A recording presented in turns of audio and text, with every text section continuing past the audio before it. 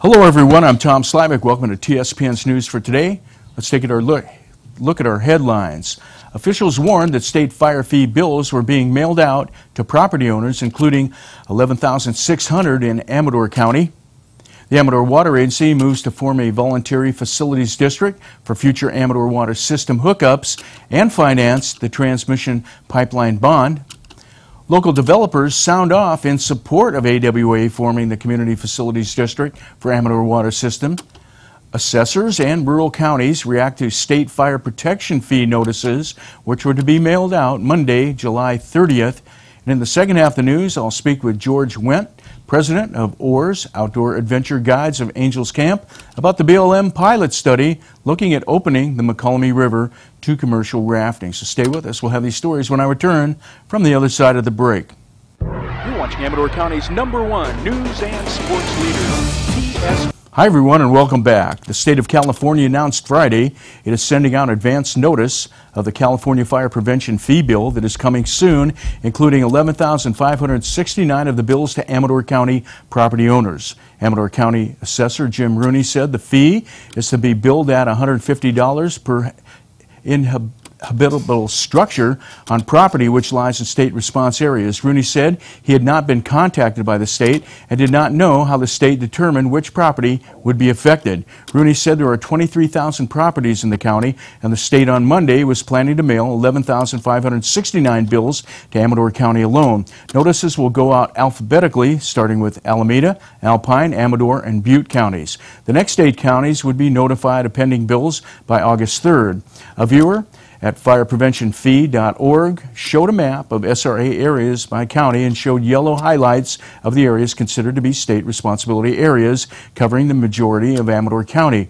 Rooney said he's wondering where they got the information. The fee is per habitable structure, so if someone has 5 buildings, they will get a bill for $750. He found out it was on Friday and was still doing research trying to find out where they got their information. The State Board of Equalization is sending out the bills. Rooney said the bills were being sent out Monday, and the state is calling it a fee rather than a tax, so it can be enacted without a vote.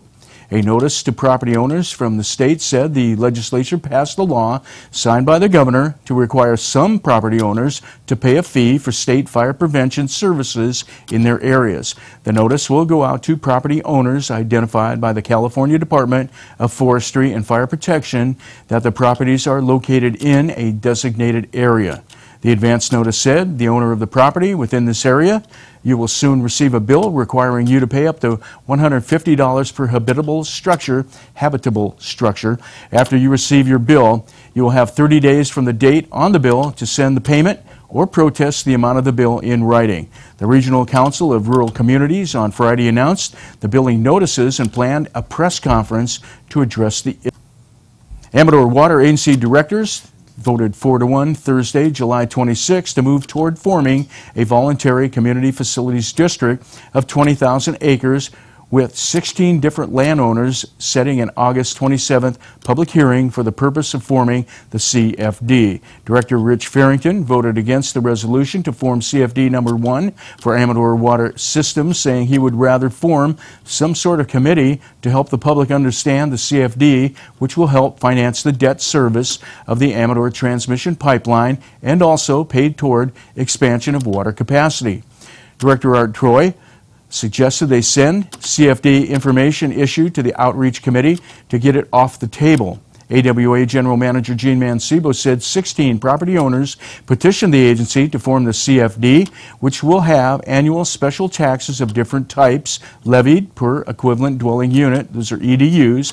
Those with a conditional or final will serve commitment will pay $162 per EDU per year for the first 15 years and $62 per EDU for the remaining 10 years. The water treatment plant special tax would be $100 per year, and the Amador transmission pipeline special tax is $62 per EDU per year. Agency counsel Stephen Cronick said EDUs can transfer from one property to another as long as both properties are CFD members. Farrington asked how EDUs were calculated. Cronick said CFDs consistent bill as did not have anything to do with the number of EDUs that were submitted. That came from landowners' plans for EDUs. He said the transmission pipeline has a capacity of 24,000 EDUs as rate per EDUs always stay the same. In public comment, Bill Kondershoff asked about the transmission pipeline fee of $1,600 over the life of the buy-in, saying it was 10% less than a Bob Reed study. He said last summer, JTS Properties paid participation fees of about $1,000 per EDU. He also questioned how they could sell capacity when they had none and called it a Ponzi scheme. David Evett said the CFD subsidizes the landowners, of which he said 90% are LLC companies who will buy in now for the next to nothing, and the ratepayers are going to be paying the differential. Cronick said landowners in the CFD will be obligated to pay the participation fee at the time they enter, and they are in the treatment option. They get a credit against whatever the treatment component is with respect to the transmission line component. They are paying that fully through the special tax, so there's no discount, no differential. They are paying the full participation. The Regional Council of Rural Counties and California Assessors Association hosted a press conference call Monday, July 30th, to hear reaction to a first round of fire fee bill notices expected to be mailed Monday. The state will send some homeowners in state responsibility areas bill for the 2011 fiscal year. The SRA fee is the result of Budget Bill AB 29X, enacted by the legislature and the governor, to be imposed on habitable structures which do not include barns, detached garages, or sheds. RC said California County supervisors and assessors had no role in developing the fee, having no role in collecting the money or enforcing payment, and will not receive any benefit from the payment of this fee. Neither California counties nor assessors helped compile the list of names and addresses of people for which the fire fee is to be imposed. CAL FIRE is responsible for providing the State Board of Equalization with the information. Amador County Supervisor Vice Chairman Richard Forster and RC board members said the first bills likely could be expected in 2 weeks. Forster said it is affecting rural counties and the state needs to figure out how to fund CAL FIRE and not to do it on the backs of county residents. He said CAL FIRE does a great job, but it is being put into the position of determining which parcels pay the fees. Forster said most money collected as SRA fees will go to the administration, but should be going to prevention efforts. San Diego County Supervisor Diane Jacobs said, "We are poised to file a lawsuit working with the Howard Jarvis Taxpayers Association, but we have to wait until we get the bills." She said originally they were going to charge for each jail cell and $150 for each room in hospitals. She said this is no way to do business. She said many of the people getting the bills in San Diego County lost their homes in 2003 or 2007, and major fires started on SRA land. She said some of these folks are going to be burned twice. RC staffer Paul Smith said Howard Jarvis is planning to file a suit as soon as a bill reaches a property owner in an SRA. It may focus on the legal originalization of the bill or Proposition 26 supermajority issues to pass new taxes. He said the power to be in Sacramento have already indicated a willingness to increase the SRA fees. Amador County Assessor Jim Rooney said, "One of the things that bothers me the most about this is that the person to be billed is the person who owns the property on July 1st, 2011. Foreclosures of 10 to 15% since then mean people who do not own the property anymore will get billed, and the people who do own it will not." Local developers on Thursday, July 26th, voiced support for Amador Water Agency forming a community facilities district for Amador Water System, saying it gives needed income and helps expand water service capacity. Areas of the proposed community facilities district number 1 include areas in or around Ione, Plymouth, Sutter Creek, and Amador City.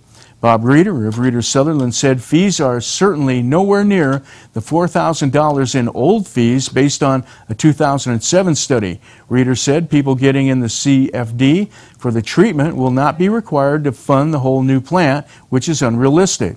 When proposed, he felt there was not enough potential development to provide that cost, and ratepayers would have to pay a chunk of that as was proposed back then. The total new plant had an estimated cost of $25 million. Reeder said now the board has stopped pursuing that avenue and realistically pursued some much more cost-effective incremental upgrades. He said the support of this plan is good for the agency because it provides a revenue stream it wouldn't otherwise have. We don't know when development will really start, but tax revenue will come in starting in December. AWA General Manager Gene Mancebo said funds received now will start paying the 2007 Amador Transmission Pipeline bond, and as far as the treatment plan is concerned, the rate provides them the mechanism to expand capacity with used equipment and expanded facilities, which will cost much less than the 2007 fees. Ray Brusatori, who would be a member of the CFD, said it is beneficial to landowners and the AWA. Rob Aragon of JTS said the CFD mutually benefits the AWA and gets you some revenue stream which you have been dearly needing for Lord knows how long, and gets you that money that you don't otherwise get until building permits are pulled. Aragon said it was clearly an important and correct step for the agency and said it won't solve all of the problems, but hoped it would save a good portion of them. We're participating with this process. Aragon said we're going to be cutting a check in December and the December after that, and every year for the next 25 years. That's important for you to hear, and we appreciate you guys moving this forward. Mancebo said the agreement with JTS pays $129,000 toward each debt service payment for the transmission pipeline. AWA Counsel Stephen Cronick said the special tax is to pay for improvements that will create capacity, and merely a credit against those actual taxes what they will be. Stay with us. When we come back, we'll have our interview right here on TSPN. You're watching Amador County's #1 news and sports leader.